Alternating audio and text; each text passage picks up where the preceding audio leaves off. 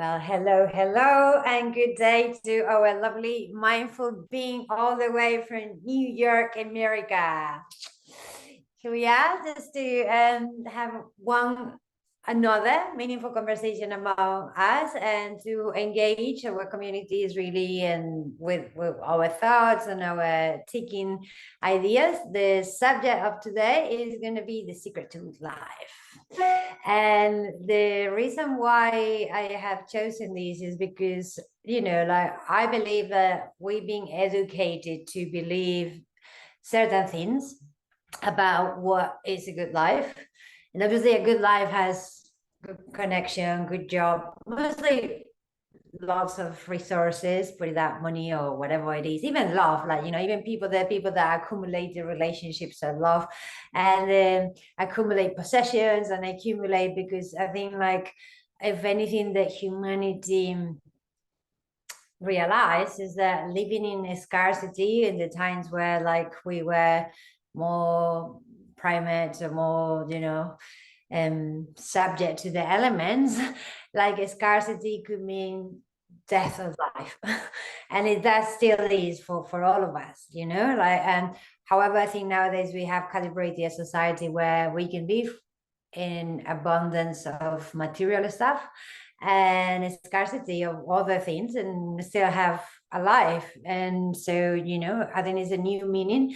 And picking up this is actually the longest study of humanity really done so far. It's a 4 generation with 4 directors. It started in after the Second World War, I believe, or the First World War, it was a study on Harvard students that have continued now. It's 75 years on the recording. Normally, any kind of studies just fade away because either there's no money for the people to investigate, to continue the process, but it's just being literally something that has continued. Thank God it was started just for male.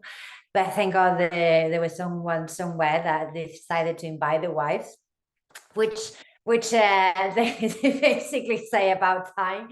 And yes, about time that they were joined. So they've been kind of like studying the lives of these people. And there was 2 groups of a study. There was, like, obviously what it would be white American Harvard people, and then they use people from other backgrounds that have a very different resources study started in life, to really compel all with this information what were the secrets of good living. And obviously, because of depending where everyone started, life, as we know, is very rocky. So some of them went up and then went down, and some of them went down and then went up, like inclusive, like, of actually one American president, Mr. Obama. So I would just say that, like, what the study had reveals is that actually it is about meaningful relationships.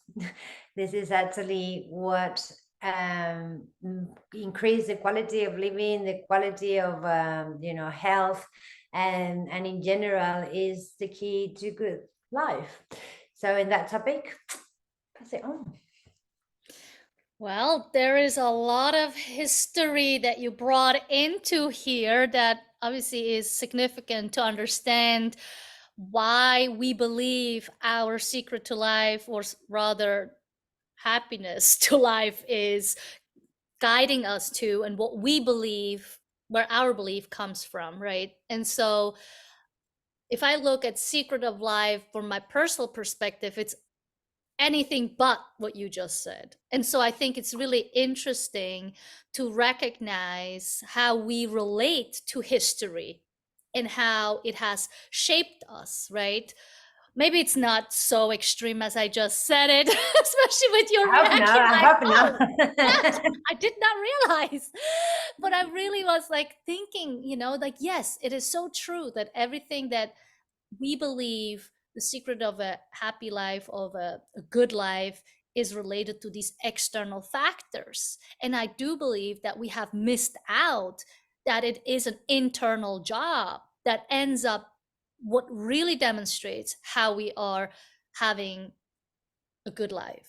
And I feel like that. I was just in a school yesterday. It's like they're doing their job to intellectually, broaden the horizon of us when we were little, and as we are growing older, to keep that computer going, right? Our brain evolving, and like keeping that history in mind and letting us create our own history in the future. And then as I came in yesterday to teach mindfulness, and it was about listening, is really to listen to the inside. Does that, what I'm trying to achieve externally, meet me on the inside? And I think that is really the secret to life for me, is to not disregard the history and the external parts, and not just to focus on myself, but really integrate the two and make sure we are taking the best thing for me personally, for you personally, that creates my best version of how to live a life. Okay, so it's an interesting vision, because actually I don't really, I'm just gonna get like here in a muddy place, like what we like to do. First of all, I believe we grow up of are born with a natural guiding tool. So like it's been known that we have even the story of Mowgli, which was actually a real story of humans to survive in, and I think this year was a recent one, like these kids just got lost, or well, they crashed a plane on the middle of Colombia's um, jungle, and they survived, and they were like a toddler, and there were two kids, they obviously some of them have some skills, but the point is that when you look at the human beings we know, and what I understand of what you're saying is that when this sense of ourselves is completely encapsulated, first of all, is encapsulated in what? Our parents and their circumstances.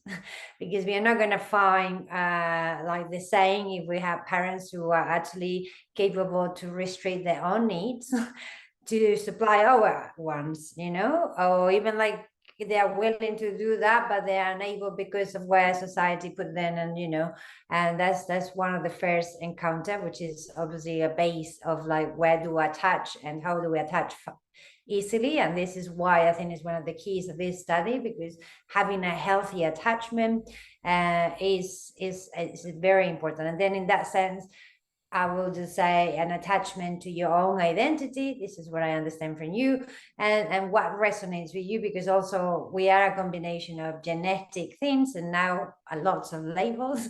I guess we can just be pre-descripted very early in our lives for our behaviors. I'm sure these things did happen through all history, but now we have the science to back up, and that help us understand who we are. And then the last point I want to say is like the system of schooling.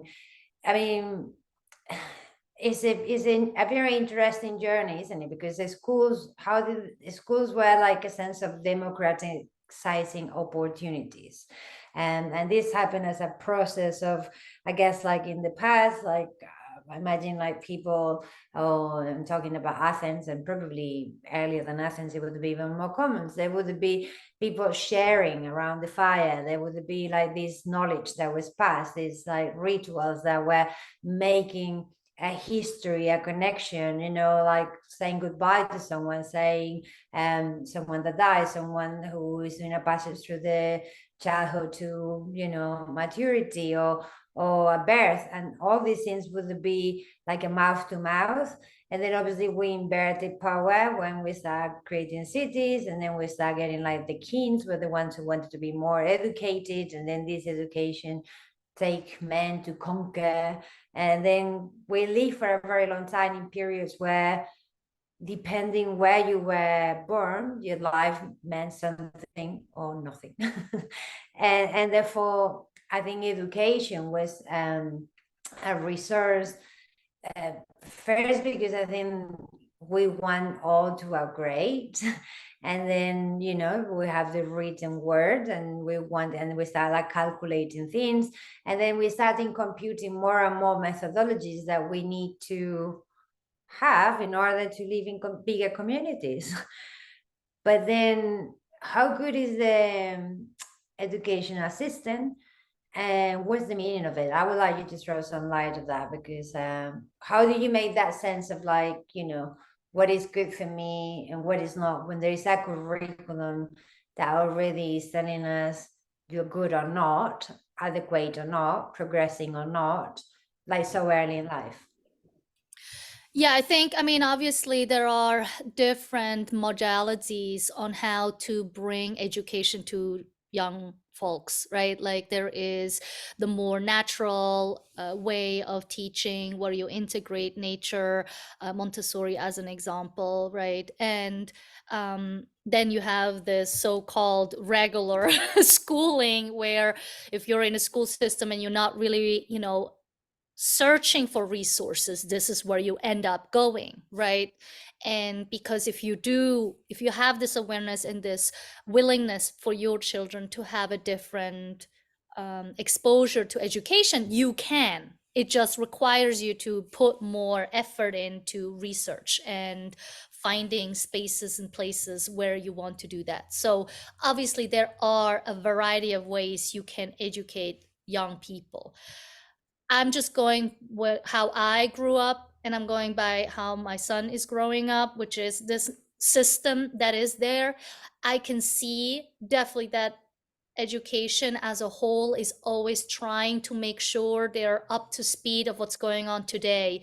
There are a lot of things, especially talking about race and all such, that they are trying to integrate more of that knowledge, right? And so, and you can look at this in different ways. You can look at it at art, for example, like when people created art hundreds of years ago, what they were depicting, what was their subjects, weren't always in today's world appropriate, right? And so the same thing goes with education, what, how we taught children back in the days. And as you said, like the kingsmen and all the higher level people that had more financial resources were able to get those educations. And therefore, the people who did not have the resources, first of all, didn't get any education, and two, when they did, they weren't represented in that education, in the history and such, right? And so what I really started to see is that there is a huge emphasis on wanting to make it right for today's day and age. Obviously, in 10 and 20 years from now, we have to revisit this and have new topics to discuss as AI is evolving. There's a new relationship. It's not going to be about us humans as history and today. It's going to be us humans versus technology in the future, near future. But as a whole, to answer your question, I don't think I see myself to limit myself on what is available, but my personal, as a parent, for example, or as an adult, to enhance other experiences to the children. Having this one way of thinking, one way of learning is great, because that helps you to connect to the main place on earth, right? The mainstream, right? Which is also a good thing, because when we are growing up, I feel we don't know who we are. I didn't know who I was when I was 18. I thought I did. But as I'm growing older, the more facets, right? We're growing, we're becoming more aware of things. We have a variety of people that we're in contact with, right? Like in the back in the days when I was a teenager, I only knew the friends I had right there, right then. I didn't have the chance to go travel because, one, that wasn't on my radar. You know, when you're 13 years old, you're not going to just go on a plane and visit someone across the country, right? And so I think it's just a question of time and place. And when we talk about raising children or just education of young adults and on so forth, it's just you know, supporting the level of ability of taking information in, understanding what they mean to me. And once they're like mid-20s, I think that's where the perfect time is to really enhance their own development and evolution of who I am as a person, and use that previous education as just as a base, but not necessarily as who I am. Well, I think you touched on something interesting in terms of like, what is it to know yourself, first of all? Well, that's a hard one. Yeah. Can we do this today, or do we want to do another session? Because I'm like, oh, I don't know if we can do this No, in 20 no, minutes. no, no. We're doing this today because this is about like how knowing who we are in the moment that we are, because you have very well marked different times. It's going to relate about the relationships we have. That's true. I'm gonna buy what is gonna spread this conversation, because what is important and what is tested, trial, and recognize over not only these people that originated the study, but like everyone else that kind of like all the kids, all the people that have been part of that study. Is the in a way, I'm not sure how inclusive it is, how much it touch about all types of backgrounds and things, but I hope that with these people first chosen, they mix and they got like very much like different backgrounds thrown into the new connections, the new families that were created. So I will hope that by now this group is more representative of like the wild world than it started to be, because as I say, it started just to be for well-educated men and unprivileged kids, and then women join after, which is again, this is kind of like who you are really depend on what moment in the history you are born. And again, it is because before we say if you weren't a king, then you could be kid for no reason. Your life was mercy, the mercy of someone else thought or behavior. And right now is completely different. And even like, education has really changed, because in my time and when I grew up, and I think like one of the things that we see a lot of changes in the workplace right now is that, yeah, there's this desire of making it all right, which is overruling our common sense. And that overruling of the common sense is really good, because you have something to lay yourself over, but bad because the more rules you put, the more like people just find ways of getting around it using the common sense. So in a way, it's like, we are too much of a complex society to up level it all and to make it all inclusive, and comparing ourselves with any other person, we're always going to find that we have some privilege that maybe the other person doesn't see in themselves or not. So I think like the reality is that we are trying to make a world that is more legitimate to everyone, but by doing that, we are taking away certain rules of community. We are and I think you expressed that well when you say it's the sense of myself, what is convenient to me, what is convenient to my experience. And then you mentioned also a coming in, and actually, like if we were really focused at that developing way, I just self-centered on my own needs, benefits and whatnot, I could be living with a robot, having sex if I wanted, randomly or casually or however it is, or manually. That's another option. It's always the most available of all thing, unless you lost your limbs. And the point is that it's not really going to be focused in this idea that actually we grow and live better based on this study when we connect with people, when those connections are things that we can take through life.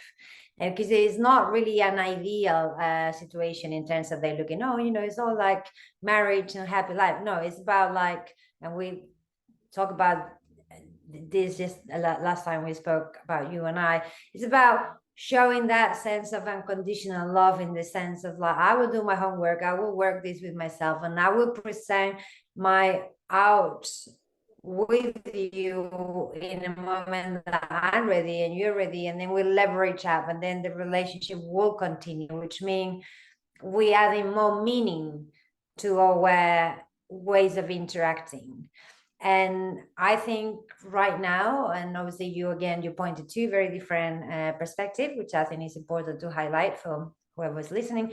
You're a mother, married, in a happy long-term relationship, and a woman who's being ghosted by her husband and is single right now, you know. And so they're two very different perspectives. And what I would have wanted 4 years ago would be very different to, or maybe not, but I think essentially like how I see my life is, or how I see the potential of my life is very different. So any of that can change, but I think in terms of educating, it's very hard to educate in a process of like just focus on yourself. And how do we relate? Okay, from mindfulness now, focus at yourself right now. Bring me to the outside. How do you see that relationship happening? It's simultaneously. I mean, it's everything that you just said is really like I am evolving continuously. Just because I know who I am right in this moment doesn't mean that I know who I am in 2 days from now, right?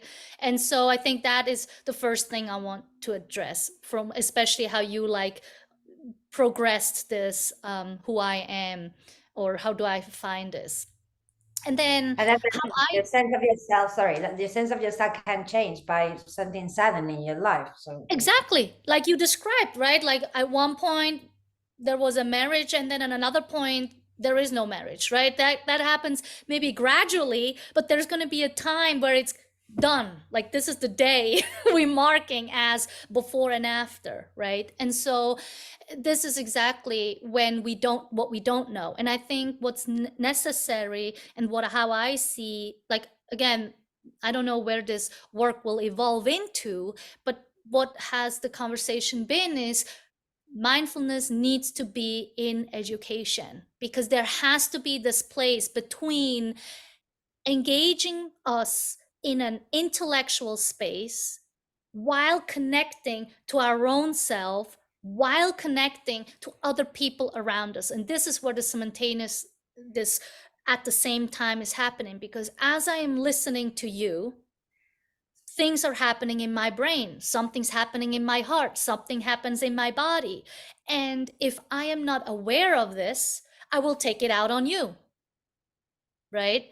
And it might be a positive thing to take it out on you by telling you how beautiful you are, how amazing you are, but they could also be like, what a chick, like what's wrong with her, like why is she talking like this? It could be that kind, right? And the reason why I say this is not because I know myself, is because something is happening inside my body that tells me something is wrong with the person in front of me, when in fact it's not the person in front of me, it's something within me. And that's why it's important to know that the people in front of me are as important as I am, meaning I only know what's going on inside of me, or not only, but I can learn it the best way, what's going on inside of me, if I have an opposite in front of me. Because I will then have, there is this connect or disconnect with this other person, a like or dislike with this other person. And I always say, this other person does not exist in my reality. Even if I try to put myself in their shoes, I'm putting themselves in their shoes with the experience that I've had in the past and that I'm anticipating in the future. I cannot put myself in your complete shoes with your past, with your future. It's impossible. And this is why this awareness, like for example, again, this yesterday we would talk about listening. I didn't tell them about listening to themselves, but they will sooner than later discover that the listening happens within myself. It's not about me listening to you or not. It's about me allowing to listen to you or not, which is an internal progress. It's me telling myself, you need to listen now. It's not me telling, hey, listen, you're not telling me, Raditya, listen to me. It's not going to happen, right? I have to tell myself. So it's a little bit a complex thing, because a lot of things, in my opinion, are just not conscious, right? A lot of things happen subconsciously. The only thing I know is how I talk to you, how I react to you, how I act upon what you said. that is showcasing what's going on inside of me. But this awareness cannot be the first step. The first step has to be, oh, why do you feel this way? Because this person is saying that, right? Like the focus has to be external, because that's how we learn, like you said about attachment. When I'm a child, I don't know what attachment is until you take away my attachment. And that's when I understand, when I'm in my teens, I understand, oh my God, I never learned how to detach myself from my parent. Right? And therefore, when I'm a teenager, I'm searching for this relationship to give me that attachment that I was missing while I was growing up, or that attachment I've had all along when I was growing up, and now it's not there anymore. Now I need to fill that void or that missing piece inside of me, right? Is that now depending on the other person, or is it depending on me? Both, right? So we cannot find out who we are without the people outside, just to simplify. Okay, so what I have listened so far is that the first starting point of mindfulness is to support our two things: listening to the environment, because that's where nature is, that's where dangers are, this is where the road is, this is where the noise of the school and the parents, family, people, it is. And then self-interpreted with a deeper layer of listening to say, how does that resonate with me? Like, I think this is kind of like when they say, oh, we have, and maybe this is what I mean, like we have all this intelligence already in it, because there's a moment where all kids go, why? And why is that? And why is that? And, so actually they are like trying to find out and figure out what is the reasons why those things is happening. And then maybe like what is really have changed or potentially is not being so common is just to say to these children, okay, this is why, but how does it feel for you? And I think this is where we are opening this kind of Pandora box, because how does it feel for you? Does it mean that we had to allocate and make time for it? I was listening yesterday to the post of a beautiful young woman who was explaining to the world what was to be HCZ. And lots of the things that she say like make sense, and they're very relatable to many people I know. Like, I'm not on time, and I'm very opinionated and we could be very blunt on my comments and very direct, but I'm very subjected, and take very hard like any kind of like direct comment to myself.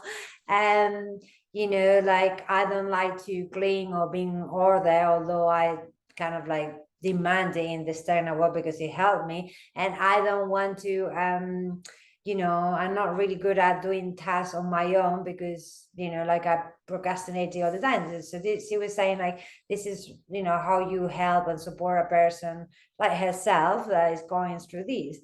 And obviously, how much the world has to feed to those needs is very much related of what is the compromise of those two people that are going to interact. Because I think like what the key of this conversation has to be is like, right, once first you find two people that have the awareness of I am me and you are you, and together we're building something, then we can start working. But the reality is, and then obviously have your own comment, is that I realized that through your over 20s and 30s, it seems that there's a linear road. Okay, like to me, this is my interpretation of how I see or how I have seen life. Like you have time, you lack knowledge, you're still finding yourself, and you're gonna find people in that pathway of finding yourself, which are going to be essential tools of your learning. you know there are also going to be repetitions of attachment patterns that may have not been consciously worked on, because I look back and I think, wow, most likely I have been all my life trying to engage in an intimate relationship with people who weren't emotionally available. And the reason why is because I got a dad who wasn't neither emotional, neither physically, neither available, but I actually knew who he was. I still know who he is. He still know who I am, you know, but he's very solidly has demonstrated me that that role didn't engage. So obviously that's very difficult because all those things are very like to a very low subconscious level. And you know, life is about suffering, and sure, they sell it the opposite way around. But I definitely think we need to sting in our suffering to get the ideas, you know. And the reality is that it take a while to have all the components, and it take a very even longer while to have the right amount of repairing relationships, starting with your own, to really start being able to negotiate. So what I see is like, it depends who you meet on those times where you are gearing your life in that linear direction, like having kids, having a relationship, buying a house, choosing where to live, choosing your activities, because at the end of the day, you know, our families and ourselves are the result of the activities we like to do together. You know, you're not going to go out with someone who and I remember this from a book, like, you know, they have like a toting, like every character in the book, the subtle knife, and have like a totem. And that means, like, imagine if your totem was a dolphin and you didn't like the sea, because you always have to be attached to this thing. So you would have had to see a sailor. You could not be really far away from this other part of your identity. So I thought that was a good metaphor in terms of like, there's this bond that is starting to anchor us somehow, and that it takes very strong circumstances in life to break through. And I'm not sure how you resonate to that. I feel like what's been in my mind as you started to explore these ideas of like relationship in particular, I feel like there are two options. Like, one, to just say, okay, this is just not working. This is not where we're supposed to be, and this is not gonna, like, I'm not gonna give up myself to satisfy your needs, right? Like, we want to meet ourselves in the middle. And as you started this part of the conversation, you were pointing at like, yeah, so both need to be aware, right? So that we can work together on what we need. And again, what we talked another time previously was like the space between, like, how can we connect there, right? That's obviously one option, to recognize this is not the person I thought, or rather I did know, but I still went for it, hoping it to be changing. And that's oftentimes how we operate. There are also the other option where, even though we're not on the same awareness level, and that's how I find myself sometimes, is that even if I see things that I disagree with, and I know, like, oh, if you just do this, if you just do that, life will be so much easier, we will get along so much better, right? And I don't know if I'm really getting on what you were talking about, but what I'm really noticing is that sometimes it is about letting go, and letting go, not to give up, but still to recognize there are certain things that are just not worth fighting about, right? And so again, I'm using a relationship here, as oftentimes that's where we find our most struggles in, when we are in connection with another person, especially in loving relationships, where we want to have it all beautiful and hearts and pink. And I mean, I guess I wore the right outfit for today, but like, that's how we envisioning it, right? Like, we want it to be all rosy. And then real life happens, and I agree that it doesn't. No, you're like, no, I didn't envision it like that. I do envision it like that, because that's this threat thing. This is why the education system is there. This is why the social thing it is. This is how we've been told to militate and relate male to female. And you know, we've been told a story a long time ago, like homosexuality is bad. and we're supposed to stay there. Like a woman is good by having a man to the side. Like, I mean, there's so many things that, like, I think, like people should marry in the same group. And there's a lot of things that, as much as we have progressed through living, they still are like presenting, like friction spots, like, and it is, we are not there yet. That's why I would say we're trying to make it more, but it's the how we make it more. And I think, like, what for me is key, because I think we are throwing a lot of sand so people can make their own castle with whatever information is valuable to them.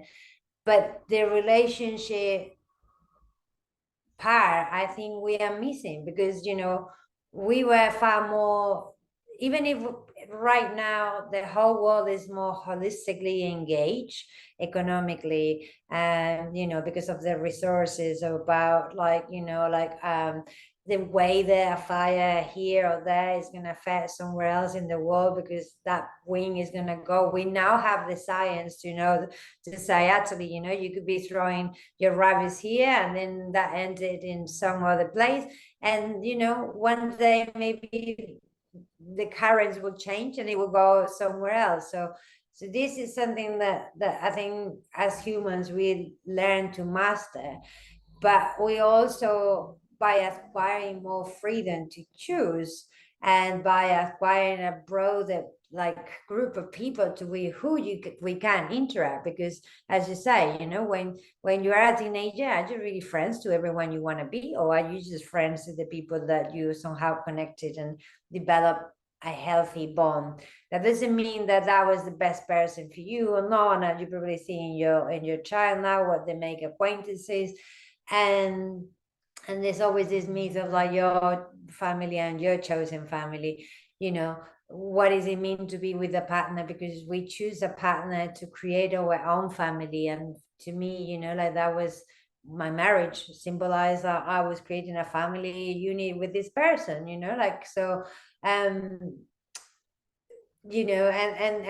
what about, because I have to throw that, what about when your family, starting with your dad, and then the family that you have wanted to create with this person by, I mean, obviously I have previous relationship, but even like this one, by choosing a sacred social bond, which is the marriage, fails. Because what does that say to us? And especially also when all these things happen without realizing, you go down to the deep end of an abyss, isn't it? You go way low in the dark, where it's just like, it's hardly to see. And it's only like, like you need someone really constant. I would say, ideally, you want that person to be you. That's my recommendation to anyone. You want to be the reason why you want to improve. You want to be the reason why you want to understand. You want to just self-center in that mindfulness of like, right, how do I leverage my thought with the outside, and how do I integrate it? Because in that place is not a good place to be living, or not, it's not going to prosper.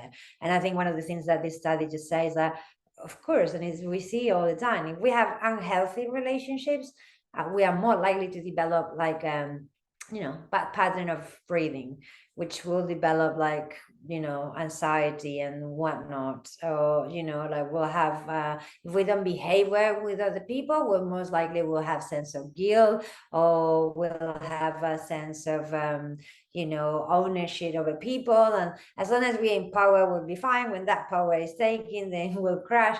So there's always going to be.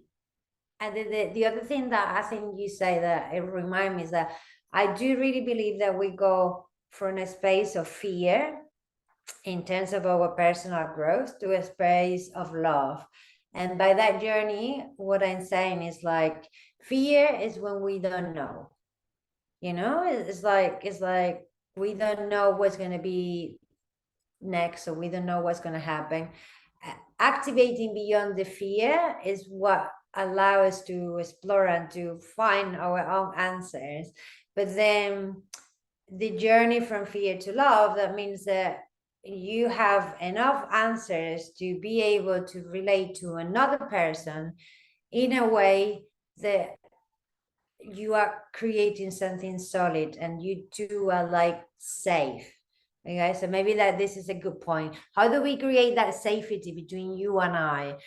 Because I think that's kind of like what it is, isn't it? Like what is. Yeah, I think, I mean, knowing that it's going to be uncomfortable sometimes. I mean, that would really sicker through even in a 20-minute exercise with people I've never met before is what really came through. We as human beings want to be comfortable at all times because it signals safety. It signals belonging. It signals just something loving, right? That's what we're aiming for. And I just want to like let people know that it's not always going to feel comfortable. It's not always going to be loving. It's not always going to be. Yes, that can be our main focus. It could be a foundation that we're building in upon. But there will be moments that even in the healthiest relationships, even in a relationship where you could not think anything could go wrong, something can go wrong. You don't know. Someone could come back from work in a terrible mood, and the other person could come from a day that was just, I need to talk, I want to share, and it clashes. How do you recover from that? And if that happens every single day for months, what do you do then? Right? I mean, I hope it doesn't happen for that long period of time. I hope someone in this relationship will pull the brakes and say, like, hold on, we cannot continue like this. Let us look at how we can make this space a safe space again so that when we come to this space, we can let go of what just happened. We will never, that's just how I see it, in any relationship, be it working, friend, partner, children, in a relationship that is just hunky-dory, everything is great. Because if that is the case, there is a lack of emotions. We're not fully being who we are because we are a fluctuations of emotions. We're going up and down and up and down and up and down in life. Like you said, things are happening. Sometimes it's the smallest thing. The smallest thing of like, I didn't get enough space.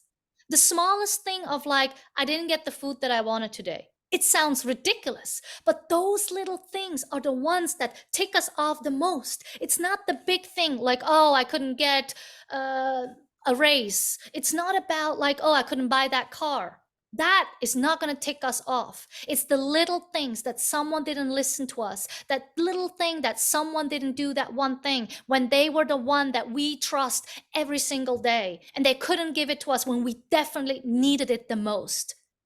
And that's not the breakup moment. That is the moment to recognize, oh my God, you are such an important person to me that was in a difficult situation at that point. So this is why this person couldn't be here for me. This is what mindfulness is, raising awareness about where I am today, how I'm feeling about something, and at the same time, raising almost, if not possible, just as much awareness for the other person, understanding they might have gone through something just themselves. They maybe just had a thought of life that just browsed through them and like, holy shit, how am I going to go through life? Like, I don't know if I'm going to make it to retirement with the money that I make. Like, it could be a small thought like this.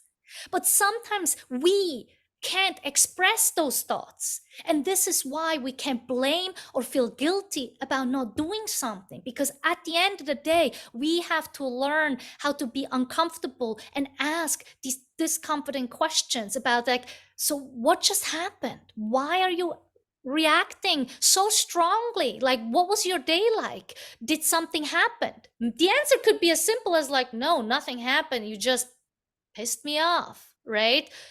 And you can just take that and it's like, all right, I guess I was just the one. And you leave it and you move yourself away and you say, like, I hope that was a one time situation and tomorrow it'll be good again. And if it comes back again, you then can bring up the conversations like, listen, I mean, I get it. It was me. But then if it was me, what is there for me to do that I can do different? If the answer is, I don't know, then you have to look in like, okay, what am I doing exactly that might take him off? Is it how I hold myself? Is it what I'm saying, how I'm responding? Am I saying, you have to do this, you did this, when I could say, like, oh, I wish I was able to be there for you? And I'm saying, I'm not blaming anyone to say something, but this is who we are as human beings. We try to find the fault in other people because it's easier. But if we come to that split moment where relationships falter, when they don't connect anymore, let it not hang up on that, but really look at the bigger picture and, like, how far have we come, right? Is there something I can do? But there can be a moment where I was like, no, I am not willing to do this. And you have to be okay with that decision. And so, yeah, I mean, that's kind of like how I see relationships work. And I think this is again about threading it with education. There's two really important things: that are we educating people to actually find that, because this is probably the new age. In the past, what we educated people was about rules. So because we have so many rules, it was easy in a way. This is right, this is wrong. Like we judge, we can judge. We implemented that sense of judging other people, because the moment we did that, we most likely we're judging ourselves. But then, in a way, is that space that we got up to here, I think, in humanity, where, I think is this kind of like, Democrats or liberals or left and right, or, like that we see there's been a lot of polarization of all these systems that have come to bring a solution for a certain way of collaborating in a particular time, in a particular society, responding to the rest of the world equation. But in a way, like, and that's why I guess people don't want to let go of those old ways, because there's a sense of right or not, and religion give you that sense of right or not. But obviously, because there are so many school of religions, there's so many churches now, there's so many like other vibrations coming through Hinduism, even, like, bringing yoga and mindfulness, and like all practices that have not necessarily, they're being westernized, but they didn't necessarily came from our way of thinking. We came Western. I think we came out with the ruling mind, with the system mind. I mean, I don't know. I think what really, I mean, I don't know the history exactly. I think, I don't believe, yes, the Eastern hemisphere has kept this alive. I don't think that from the Western never had it. I disagree on that, because I don't think that's the case. I think it just got lost because money has become more important. And as you said, it's black or white. One is black or white. There is nothing in between. And And so we did have the maidens, we did have what we call witches, with medicine women. We did have like people who, like, like, were allowed to, like, grow in the land the food that they I mean, no, wanted. they did. I mean, if you look at all the indigenous people here in the States, they were put away because of that kind of living, right? So they were all over the place. But unfortunately, I say privileged to be kind, they just had more power to put them away and found more reasons to do so. But again, the whole thing, I like what you said about right and wrong, because it's easier. It's easier to demonstrate which direction to go. Rules help us to stay within tracks, right? I mean, this world wouldn't be where it's today, even if it's difficult at times, but it needed this kind of rules because there's too many people out there. And that's fine in my book. I just think that the loss of humanity is what was missing. We have missed that heart centered piece, because to make a wise decision, rules will only get you so far. Because at some point, you're going to have two opposing rules meeting, and there are people standing behind those rules. And the only way to make those rules become one is by those people to become one. And how do we become one? Is by becoming more emotionally connected, and allowed us not to be meant as vulnerable or weak, but actually as a strength of humans, of being human. I think again, just getting there. We are getting there. We are getting there, like, because I think we talk about education, and the problem of this right and wrong is that we left a lot of people outside, like, which they weren't outside in previous versions of human connection and communities, like the five genders that were, like, recognized before, like, even in Athens, even in, the Bible. Do you have, like, there's highlights of, like, this has always been existing. And obviously the one of the biggest, like, prevalent of all, sex. you know coming out, like, who is superior, who is inferior. And then on top of that, like, we put the layers of, like, like, I guess it's colonization. Like, I like there was an MC in America, was one of the first women in C, who was very, like, politically aware and very witty. We had comments, and she managed to disturb the president of America with Bill Clinton.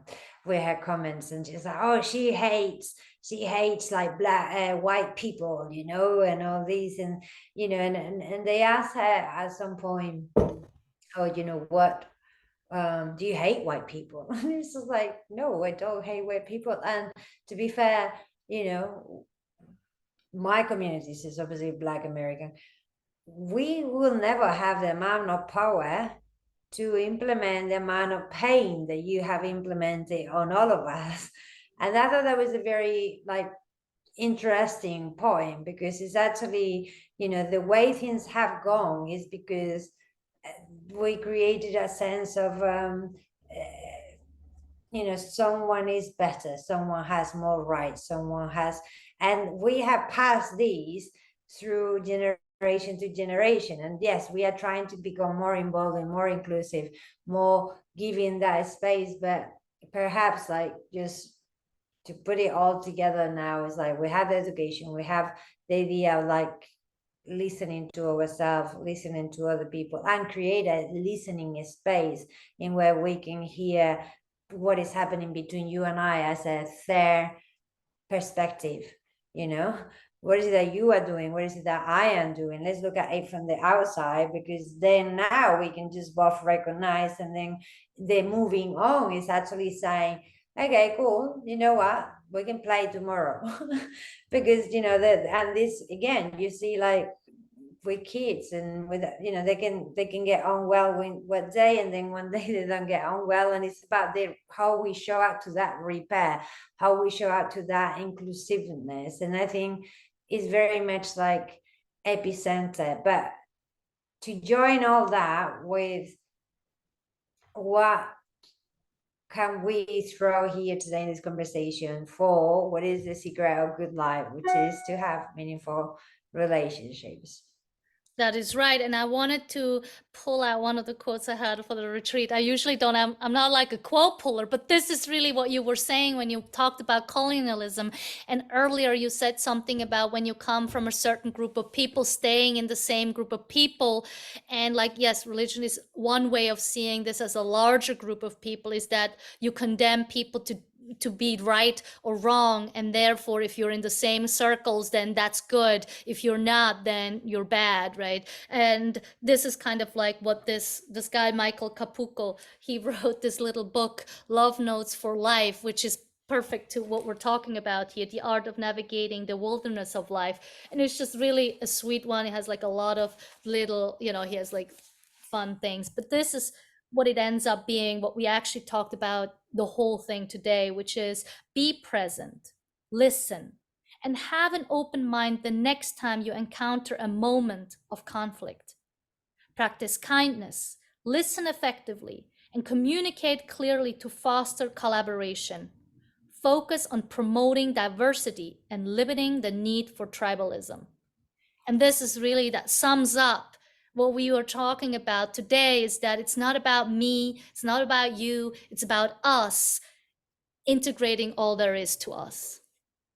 And I like that tribalism, because I think we really need to thrive. And that's what we say, you know, we identify, like at the same time that we had education and that thing that tried to make us more like you know, regular so we can fit with one another, and we have all these rules of how to live and how not. At the same time, we have this identifying, you know, like my color, my hair color is that way, I'm gonna dress that way, I'm gonna listen to that type of music, I'm gonna, you know, I'm gonna like find my tribe. And I guess like the key of today, meaning for relationships for me, is to thrive among tribes which means it's like you have found your way and what works for you, and you know what is important for you. And you know, like um for example, I'm just thinking of my mom, because you know my mom grew up in Spain, where despite being a country conquered and reigned by Moors for a long time, that we, you know, owe them like so many things, and that we seem to now forget about it, you know, like because that's part of the Black history that has been taken.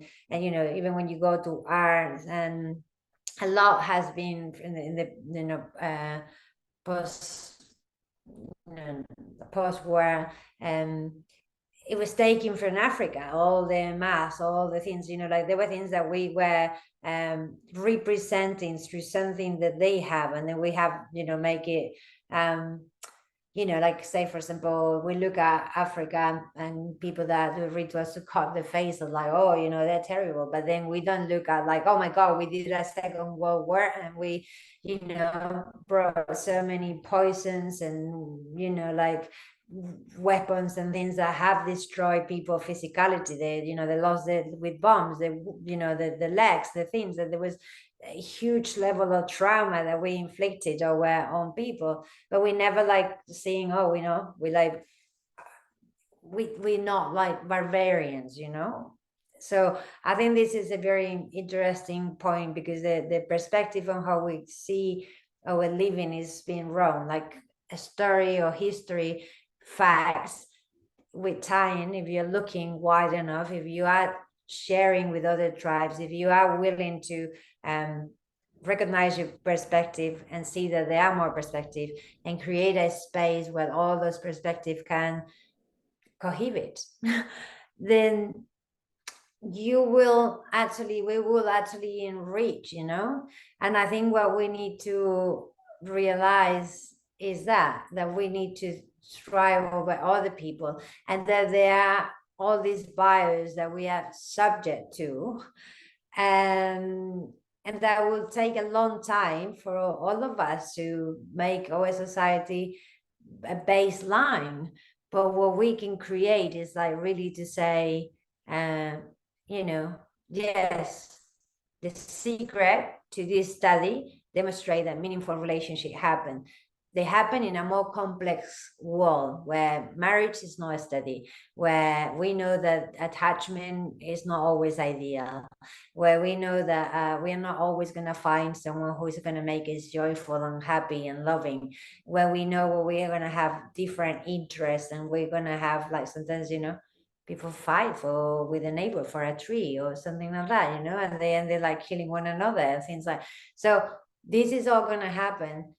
I think, well, maybe we should just speak in another opportunity, is like, right, how we create that safe space, how we can signal to another person, this is safe for you and I to see all these things and see. Because as I say, the things that we have lost, food among us, I think sharing food, it was a very key element of humans becoming together, and living in bigger communities, like, I mean, under the same, you know, um ceiling, I guess.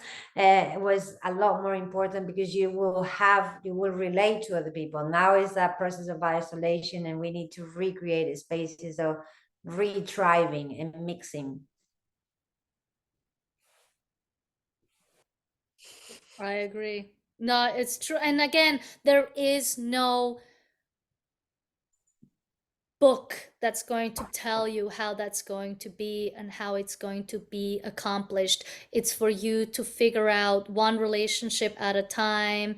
It's for you to notice, like, is this right or wrong for me?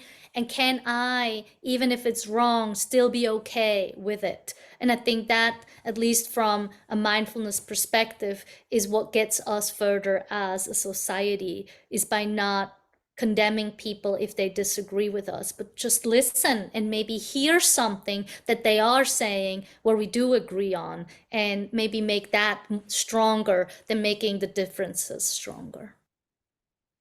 Yeah.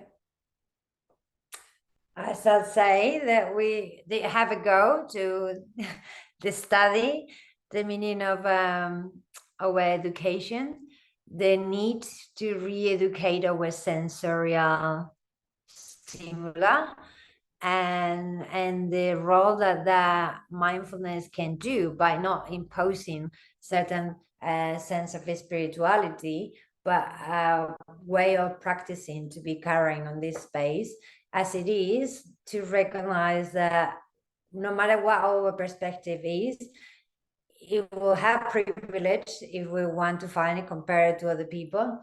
And also it will belong to a biased vision of the world. So it's actually by combining the different things that will enrich, and will probably hopefully allow humans to continue to preserve a relationship that hopefully, I think, is the key, because that's the key of communicating with other people. I hope that, because you say they're not coming to replace those bonds, because sometimes I think in science fiction, I'm always scared, because I think if you see science fiction, we pretty much there in everything I have seen when I was young, including the virus, including those, like the zombies, including, I mean, it's like, wow, I think science fiction always bring the subconscious to a reality.